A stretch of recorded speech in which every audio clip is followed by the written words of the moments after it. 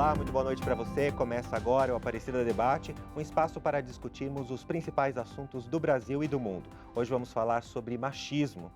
Você pode até dizer que não, mas conhece alguém ou já ouviu histórias de homens e mulheres machistas. Mas como assim? Simples assim. Basta essa pessoa julgar uma mulher como inferior a um homem e isso pode acontecer em diversos aspectos: físicos, culturais e intelectuais.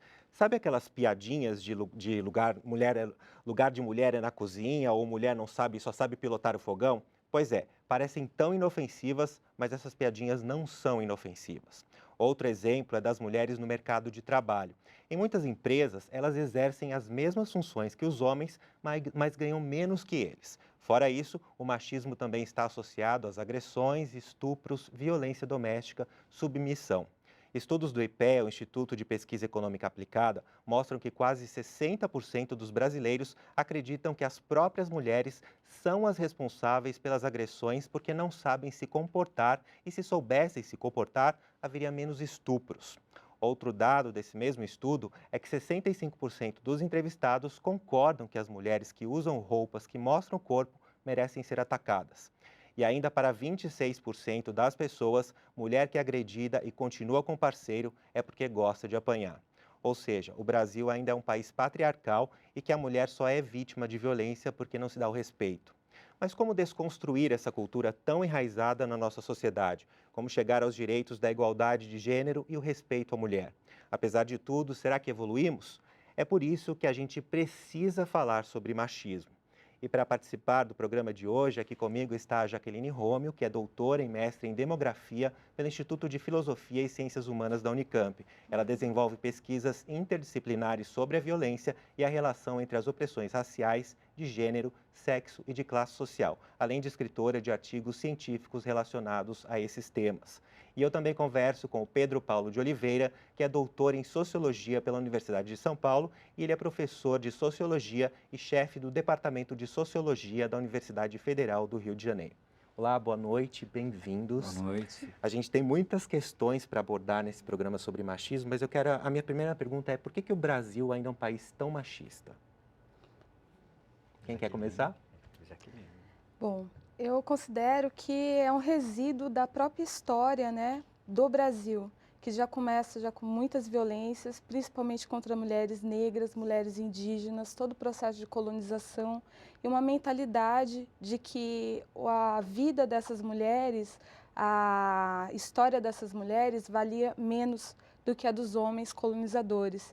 E isso foi se perpetuando, né, através da história, se modernizando com os vários outros tipos de acontecimentos, né, que o Brasil presenciou, movimentos conservadores, né, e que acabou implicando na permanência desses padrões de desigualdade entre homens e mulheres. E, infelizmente, a gente vê a coisa se agravando com novas ondas conservadoras e novas posturas machistas que a gente ainda nem tinha compreensão que existiriam, ainda mais agora com a questão da internet. E para você, professor? Eu, complementando o que a Jaqueline falou, eu acho que as sociedades latino-americanas, elas são caracterizadas por um patriarcalismo histórico. E por que o machismo ainda persiste?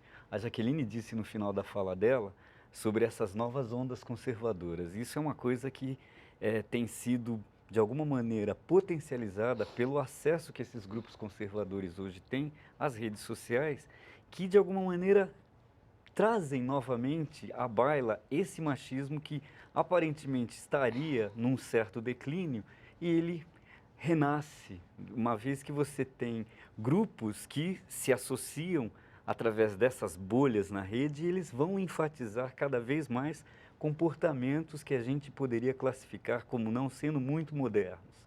Né? A gente está vivendo uma situação hoje onde os fundamentalismos, e a gente pode incluir o patriarcalismo como uma destas chaves, acaba sendo de alguma maneira sofrendo um processo de renascimento. Né? E isso tende a se agravar porque você vai constituindo bolhas onde esses grupos vão enfatizando cada vez mais esses valores patriarcais. Então é uma luta. Se por um lado você tem um avanço na área da educação, você tem também, por outro lado, este processo que, de alguma maneira, fortalece esses grupos de neoconservadores, a gente Sim. poderia dizer. Você citou a internet. Vocês acham que até então havia um machismo invisível? E aí as pessoas com as redes sociais, como elas estão atrás de um computador e elas não precisam se identificar, isso acabou aflorando e aí o machismo agora é mais presente no Brasil? É mais visível. Acho que não é difícil você encontrar um discurso machista na mídia social. Esses grupos eles acabam se escondendo atrás de uma isenção que a internet dá, né, traz, e acabam conseguindo se manifestar e ganhar novas cabeças sem ter que ser culpabilizados por isso. Então a gente tem essa questão para combater, porque isso é em contra o avanço do direito das mulheres no Brasil. A gente tinha seguido já uma certa quantidade de leis, como a Lei Maria da Penha, mudanças no Código Civil, né, até mesmo palavras que antes subalternizava a mulher, como situação de concubinato, e, entre outras coisas, saíram do Código Civil. Então, a gente pensaria assim, nossa, a sociedade avançou. Só que, ao mesmo tempo, esses padrões de invisibilidade visível que a internet traz, acaba trazendo à baila novamente esses comportamentos isentos, né? Mas que também tem como ser fiscalizados, assim como tem novas leis de crime virtuais e tal. Eu acho que a tendência é cada vez mais localizar esses grupos, né?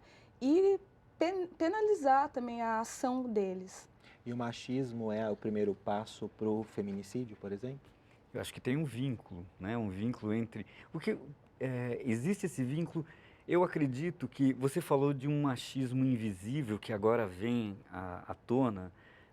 Eu acredito também que isto pode estar ocorrendo. Todos esses casos de feminicídio que aparecem com muita frequência na mídia, é bem possível que já ocorressem, mas não havia uma divulgação. Então, se a gente falou da internet que potencializa polarizações, né? Eu acho que no momento em que você tem grupos que ganham direitos, através inclusive da utilização de ferramentas como as redes sociais, você tem também o crescimento de grupos que vão se opor a estes, polarizando. E você tinha falado o seguinte, esse machismo, ele é um machismo que traz esses valores patriarcais, mas de alguma maneira ele tem alguma novidade, porque a modernidade, essa pós-modernidade, ela é caracterizada, assim, por um certo avanço dos fundamentalismos. Mas o que você tinha perguntado especificamente? Se o machismo é o primeiro passo para o Para o feminicídio.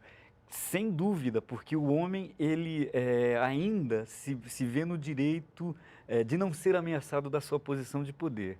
E no momento em que você tem o empoderamento das mulheres, de alguma maneira, esses grupos mais radicais, eles vão recrudescer o seu comportamento agressivo e isso vai favorecer práticas como as que levam ao feminicídio. Para você, professor? Na minha opinião, o feminicídio ele é tão antigo quanto o patriarcado. Então, a gente tem desde a época da queima às bruxas, as perseguições todas, né, históricas contra mulheres, a presença das mulheres no exército, assassinatos e terrorismo contra mulheres a gente encontra em toda a história da humanidade pós-industrial, né, do pré-industrial para frente. E eu considero que o machismo, ele na verdade, ele é a expressão de um sistema, né, de opressão que é baseado na dominação masculina e que subalterniza a mulher. Por quê? Porque não pretende dividir poder, como o professor falou. Então, é essa disputa de poder, onde o homem ele está no topo, né, desse poderio, através do monopólio de armas, o monopólio da violência, porque quando não está nas mãos do Estado, que também é representado majoritariamente por homens, está na mão do patriarca interno dentro do lar, do pai, do padrasto, do irmão mais velho. Então, esse poder que gera o feminicídio. E o machismo, ele é a expressão desse preconceito, né, contra as mulheres, que mantém essas mulheres no medo, né, nessa posição de exploração. Porque, no final das contas, um sistema desigual, como é o patriarcado, como são nossas sociedades, explora a mulher, no sentido do seu trabalho doméstico, no seu trabalho reprodutivo, como mãe, no seu trabalho de cuidados. Então, é uma sociedade No que mercado de depende trabalho. mercado de trabalho, subalterna, coloca a mulher lá na base, e para que esteja acima esses homens. Então, através do quê? Da expressão do machismo. São as expressões, as piadinhas, como você falou, a diferenciação de salários, os bullying, né, todos que tem aí, as violências, acaba colocando o quê? É natural que essa desigualdade exista. E essa naturalidade gera casos extremos, que no caso, o feminicídio. Então, é toda uma cadeia de relações, né, que acabam culminando na morte violenta das mulheres. E aqui no Brasil o número está alarmante, mas não só no Brasil, como na América Latina inteira. Isso tem a ver com desigualdade. E a gente pode dizer que a América Latina, que o Brasil, né, todos nós, somos mais machistas do que, por exemplo, em outros países, na Europa, nos Estados Unidos? Eu não sei se a gente poderia afirmar com certeza se somos mais ou menos machistas. O que acontece é que provavelmente esses países que alcançaram um nível de institucionalidade mais consolidada, eles têm mecanismos para evitar ou para punir práticas machistas, de uma maneira geral, né? E quando você encontra sociedades onde este nível de institucionalidade é menos consolidado, você favorece a expressão do machismo. Então, eu acho que seria um pouco, não tenho dados para dizer que somos mais ou menos, mas é um traço de sociedades onde a proteção a segmentos mais vulnerabilizados pode, de alguma maneira, fazer com que essas práticas se manifestem e aconteçam com mais frequência. Mas eu acho que seria um pouco controvertido fazer essa afirmação. Depende muito de como você tem sociedades que consolidam mecanismos de proteção a esses grupos vulneráveis. Com certeza. Pensando, inclusive, o caso das mulheres e outros grupos, né? Então, eu acho que... porque o patriarcado, como a gente sabe, ele é uma instituição que domina boa parte das sociedades conhecidas, né? Então, eu não tenho como dizer efetivamente que somos mais machistas, mas certamente temos menos recursos institucionais para combater essas práticas. Agora, quando a gente caracteriza a morte de uma mulher pelo fato dela ser mulher como feminicídio, vocês acham que isso, porque é um homicídio, né? Já é penalizado como homicídio, mas vocês acham que isso acaba ajudando a combater a morte das mulheres, o machismo e esse feminicídio mesmo em si? Ajuda porque especifica o tipo de violência que vai incidir na cotidiano daquela mulher. Então, quando você coloca uma penalidade para o feminicídio como um crime hediondo, que ele é um homicídio, porém, quando o delegado vai para fazer a notificação, ele já coloca a natureza do crime. Feminicídio significa homicídio qualificado. Então, as penalidades são maiores. Uma sociedade que tem penalizações mais presentes, né, que julgue realmente os casos, que leve a sério, diminui a incidência de violências.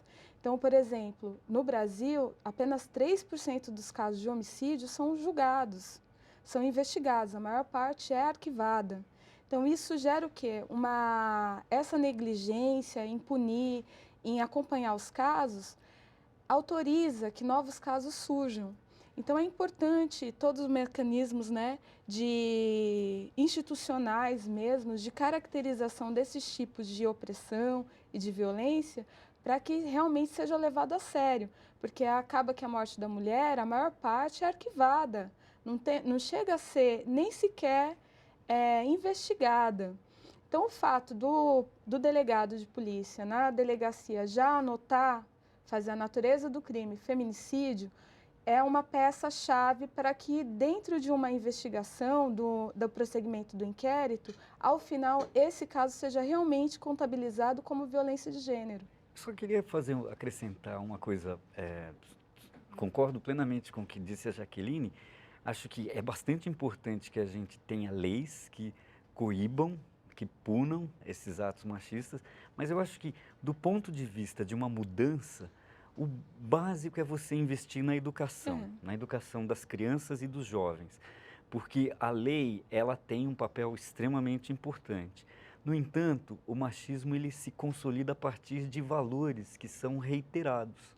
E é no processo de formação da pessoa, né, no caso da criança e do jovem, que você deveria investir bastante nesta visão mais igualitária, Sim. mostrando como uma série de mecanismos de reprodução social, né, que valorizam demais um comportamento masculino, associam o masculino com posições de poder e normalmente tendem a ver as mulheres, como você disse no início do programa, como pessoas que são Inferiores, mais né? bem adequadas para ocuparem posições como você falou, né? A mulher, na verdade, ela está no seu lugar quando está na frente de um fogão. Eu acho que é importante a lei, ninguém está desmerecendo o fato da instituição, né, jurídica apontar para esses processos que coíbam práticas machistas. Mas eu acho que a médio e longo prazo deve-se pensar em mecanismos educacionais que cultivem uma prática e valores mais igualitários. Como fazer isso se a criança vem de família machista, né? Desde o avô, bisavô, do pai, até às vezes a mãe também com atitudes machistas. Como fazer para essa criança não se tornar um adulto machista? Como o professor falou, realmente através de educação.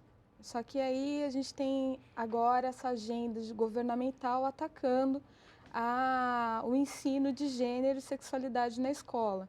Isso é prejudicial para o avanço, por exemplo, da prevenção à violência contra a mulher. Porque mesmo se a criança tem acesso só ao discurso paterno e materno da violência, quando ela chega na escola, ela vai ter acesso a um segundo discurso e vai poder tirar suas próprias conclusões e crescer como um adulto, né, crítico, que pode sim não querer reproduzir os papéis que foram aprendidos na sua família. Então é essencial que a gente tenha mesmo na escola o ensino de gênero no sentido de que os poderes atribuídos para o homem e para a mulher, a virilidade masculina, a questão de armas, a questão de profissional até, porque tem a questão de divisão de profissões por sexo, isso tem que acabar. Por quê? A jovem, a menina, ela tem que ter o direito de, durante o seu processo educacional, saber que ela pode ser uma cientista. Que a vida dela não é somente casar e ter filhos, que ela tem um leque de opções, entre eles casar e ter filhos, mas que isso tudo vai ser construído durante a história pessoal dela, não é um fato dado. E a escola é um lugar que poderia, pelo menos, ter um discurso a mais para a criança poder crescer no seu pensamento crítico. Você quer complementar, professor? Eu concordo com o que a Jaqueline disse, e eu acrescentaria que ela frisou o papel da escola, ainda que você tenha pais, né, e mães, porque a gente sabe que o machismo ele pode atravessar a questão de gênero, porque a gente precisa problematizar uma questão. O machismo não diz respeito só aos homens, a gente também pode pensar, e a gente tem situações. Recentemente eu vi uma pessoa que faz parte do governo João Dória, uma mulher que se colocava contra o feminismo, e a gente vê esse tipo de situação, ao mesmo tempo que você vê homens também que são contra esse cultivo de valores machistas. Agora, pensando na questão da escola, como bem disse a Jaqueline, a escola ela é uma instituição fundamental que pode, inclusive, mudar valores, né? Ainda que a criança tenha recebido esses valores da família, ela pode sim, a partir de uma inserção no ambiente escolar, aprender novos valores dentro de um paradigma de pacificação e de forma tal que a gente possa ter uma convivência mais pacífica, né? Que vai, de alguma maneira, favorecer não só apenas as mulheres, mas os próprios homens. Com certeza. Porque, de alguma maneira, você cultivar valores machistas pode, de alguma maneira, também constranger certos homens que não estão bem enquadrados nesses valores patriarcais. Então, é pensar num conjunto de valores sociais que possam levar a um nível de equidade, igualdade e de pacificação, para que você possa, de alguma maneira, ter uma sociedade menos conflituosa.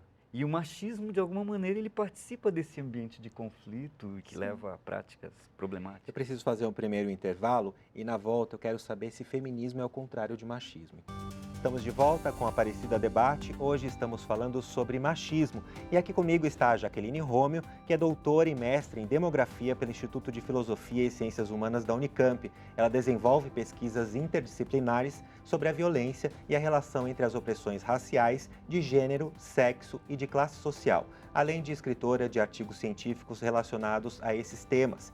E eu também converso com Pedro Paulo de Oliveira, que é doutor em Sociologia pela Universidade de São Paulo. Ele é professor de Sociologia e chefe do Departamento de Sociologia da Universidade Federal do Rio de Janeiro.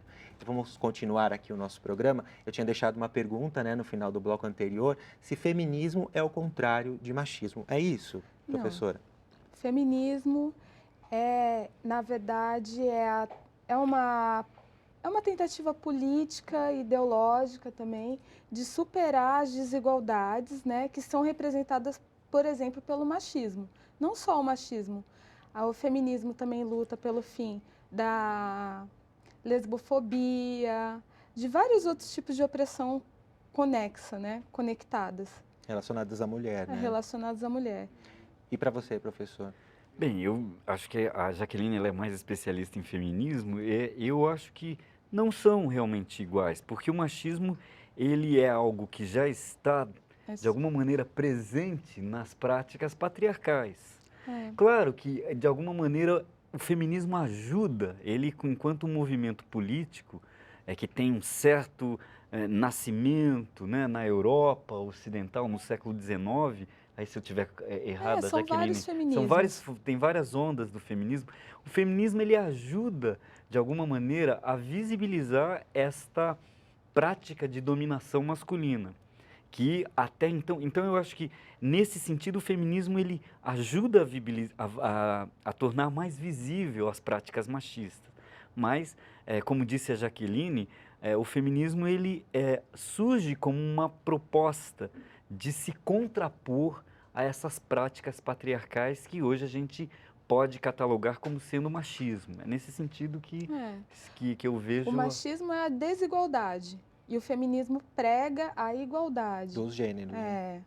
Aí o machismo não. O machismo ele prega que o homem ele é superior à mulher em diversos aspectos, até mesmo intelectuais, trabalhistas, em todos os aspectos. E aí essa cultura, ela é a cultura que o feminismo combate. Então, o feminismo combate a ideia de que a mulher ela é submissa, de que a mulher não tem habilidades para algumas coisas que é tida como masculinas. Ela tira essa natureza, né, das relações do sexo. Então, não é porque você nasceu num corpo biológico X, Y, Z, que você vai ter que comportamentalmente ou socialmente ou culturalmente assumir certos papéis. O feminismo ele fala não, esses papéis eles são construídos socialmente e são mediados por uma cultura de superioridade masculina que deve ser combatida para o desenvolvimento humano e pleno de todos os humanos, não só dos homens. E como fazer para empoderar uma mulher diante de uma situação machista? Olha, se a gente for pensar, eu prefiro pensar antes como é que, na verdade, você produz homens que, de fato, incorporam as práticas machistas. Porque dentro do processo de interação dos meninos, na minha pesquisa que eu fiz, e inclusive publiquei um livro sobre isso, a gente percebe que esta cultura onde o poder está já destinado de antemão aos homens, ela é reiterada através das interações.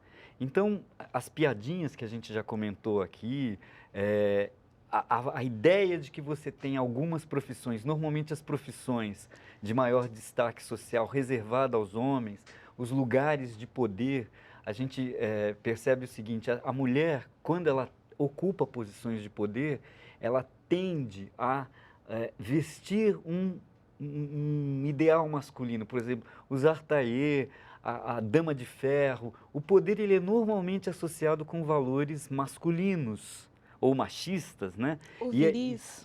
exato. Ou seja, como é que você, na verdade, a partir de práticas simples, né? Uma pesquisa que eu tive acesso mostra que as crianças, quando você coloca dois objetos, como uma motocicleta e um fogão, que do ponto de vista do português são substantivos, um masculino, o fogão, e a motocicleta, um substantivo feminino, as crianças associavam a motocicleta ao homem e o fogão à mulher. Ou seja, veja como esse tipo de pensamento ele vai sendo construído a partir de tenra infância. E se for ao inverso também, há preconceito, né? Se o menino for... Sim, porque veja, então a criança associava nessa pesquisa que eu li a ideia de que a motocicleta é mobilidade, é potência, e o fogão é algo fixo, que alimenta, ou seja, há uma série de valores sociais que a gente nem percebe, mas eles ajudam a reproduzir essa cultura machista, que sempre coloca a mulher num lugar de subalternidade, como disse a Jaqueline. Então, é um processo que deve ser levado a cabo no sentido de mudar esses valores, né? Acho que é uma agenda para toda uma sociedade encampar, caso a gente queira efetivamente um nível de equidade e igualdade maior. E para você, professora, como fazer, né, para a mulher se empoderar diante dessas atitudes machistas? Eu acredito que são vários âmbitos e políticas que podem ser feitas, inclusive políticas de nós mesmos, familiares, né? Como pessoas cidadãs, que contribuem para uma diferença no mundo, né? Então, desde não permitir que certas coisas aconteçam na sua frente e você se calar. Então, a gente vê muito abuso sexual em ônibus, situações diversas de machismo que a gente presencia que alguns homens, geralmente, ou até mesmo mulheres, simplesmente viram as costas e deixam a pessoa ver navios, né?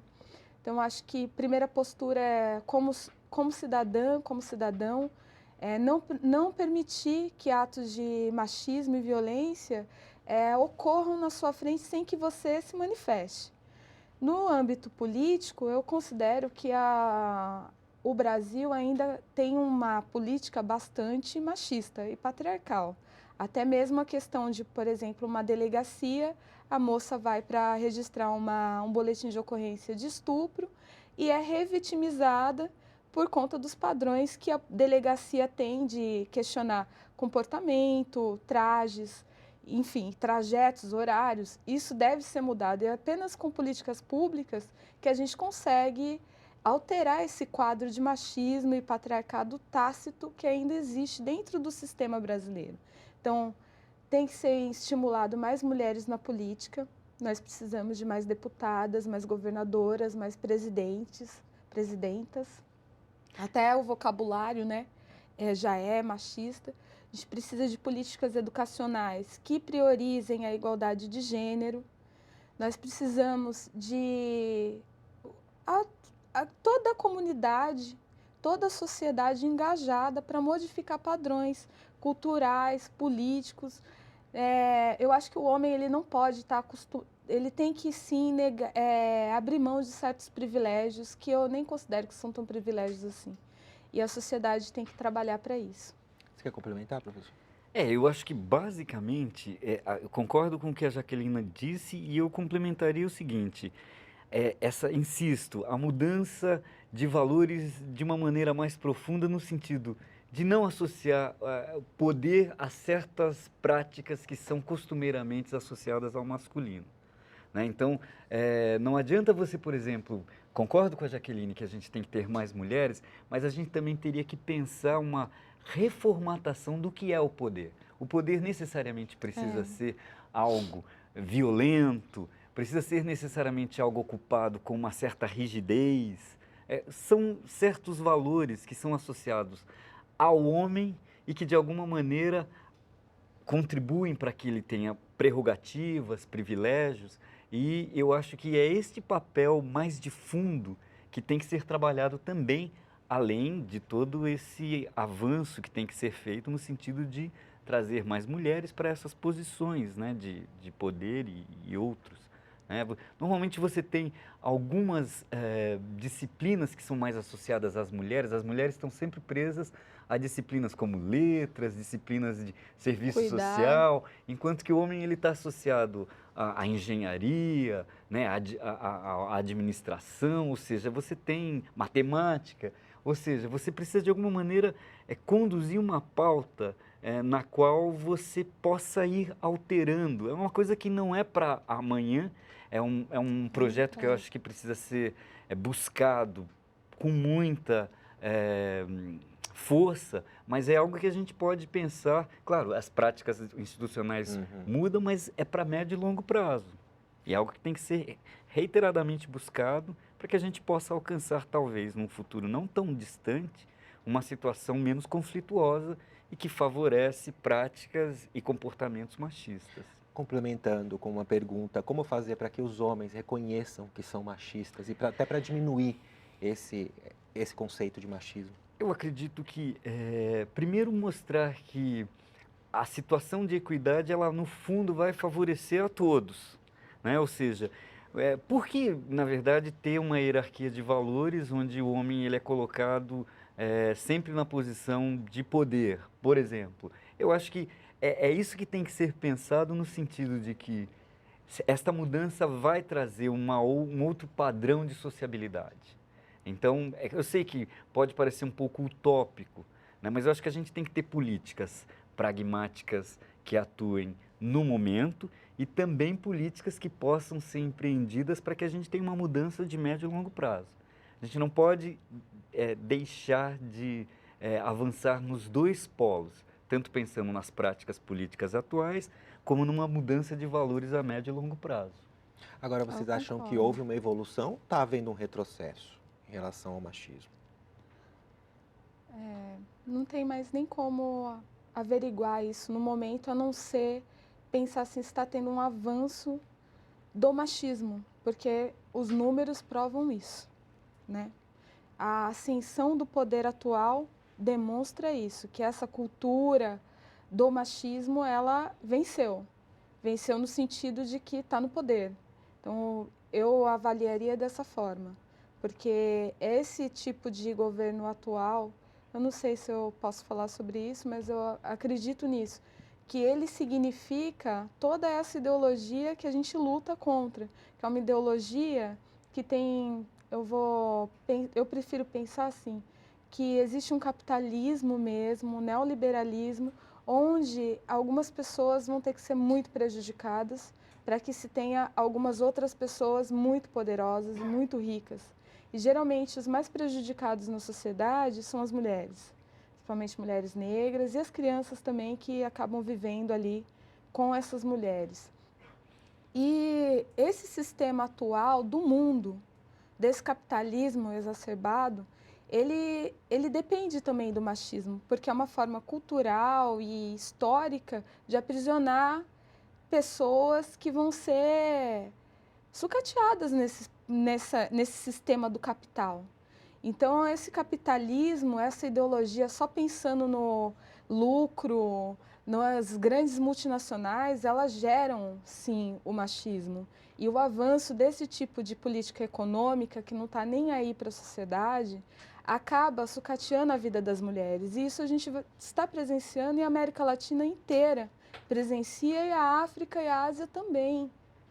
Porque o que você vê é uma multidão de mulheres extremamente empobrecidas e que cada vez têm sido vítimas de terrorismos de Estado cada vez piores. E isso é expresso pelo número de violência, números de desempregadas, número de... até podemos, sim, ter tido um avanço na educação para as mulheres, mas isso não é certo que tem impactado na ascensão social das mulheres. Diferente dos homens, que é o padrão de educação, acaba impactando na ascensão social. Então, eu considero isso, eu considero que esse avanço desse tipo de governo, de ideologia, de administração do mundo, pautado apenas no lucro e nessa ganância, ela só tende a gerar mais mortes, só tende a gerar mais machismo reformulados, porque agora não é mais o mesmo machismo que foi, é outro machismo. Mas esse novo machismo, ele é tão cruel quanto os anteriores. Então, eu penso nessa linha de raciocínio. Eu acho que há uma ambiguidade no sentido de que, por um lado, a gente pode perceber um avanço, né? Há uma visibilidade maior para as lutas feministas, da comunidade LGBT, as lutas das minorias raciais, politicamente falando, né? E isso eu acho uma coisa que me atrai bastante atenção, e acho que todo sociólogo está um pouco aturdido hoje, é com a mudança no padrão de sociabilidade que as redes sociais vêm implementando de uma maneira geral. Então, ao mesmo tempo que você pode pensar num avanço que existe, porque as mulheres e todas essas outras lutas das políticas de identidade que eu citei aqui, elas ganham mais visibilidade, elas são empoderadas. Por outro lado, como eu disse no começo do programa, os grupos que reagem recrudescem também o seu preconceito. Eles também ocupam um nicho dentro dessas redes, e aí você tem um processo de polarização, que é o que a gente vem assistindo, onde normalmente qualquer proposta que vise um equilíbrio, né, eu sempre penso que a ideia de pacificação ela parte para um processo de centralismo democrático, eu gosto disso, você perde um pouco essa chance. O que a gente assiste hoje, de uma maneira geral, não só no Brasil, né, é um processo de polarização onde a discussão ela vem sendo empobrecida, né? Então, se por um lado você percebe um avanço das políticas de identidade que atuam nas redes, por outro você também percebe o recrudescimento do preconceito. E é isso que faz com que a gente tenha uma posição ambígua. Sim, o preconceito ele pode ter sido mais visibilizado, mas ao mesmo tempo você também tem o empoderamento desses grupos que recrudescem em práticas patriarcais e machistas.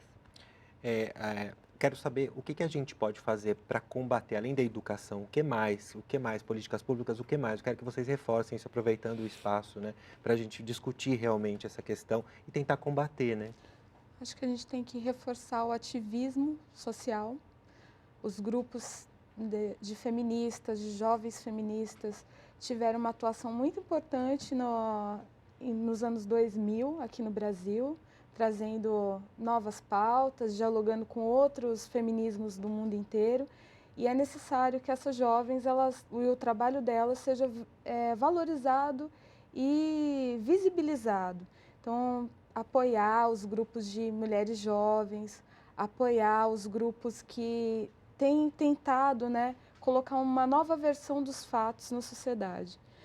Seja pela cyberativismo, seja nas comunidades, a gente vê muitas jovens se organizando em favelas, em comunidades de todo o Brasil. O Brasil ele é forte em movimentos sociais e eu acredito que a gente tem que impulsionar e proteger as defensoras de direitos humanos para que não aconteçam mais casos como os de Marielle, como os de outras ativistas que foram assassinadas, que a gente apoie os movimentos sociais, que a gente dê força para que, principalmente as jovens mulheres, né, mulheres trans, mulheres lésbicas, mulheres da periferia, que elas possam trazer esse novo discurso, essa nova epistemologia, né, a Boaventura, que é bastante estudado na sociologia, diz, né, essas novas vozes que estão fora desse centro do poder, que podem trazer um discurso produtivo para a sociedade, para mudar os rumos da sociedade,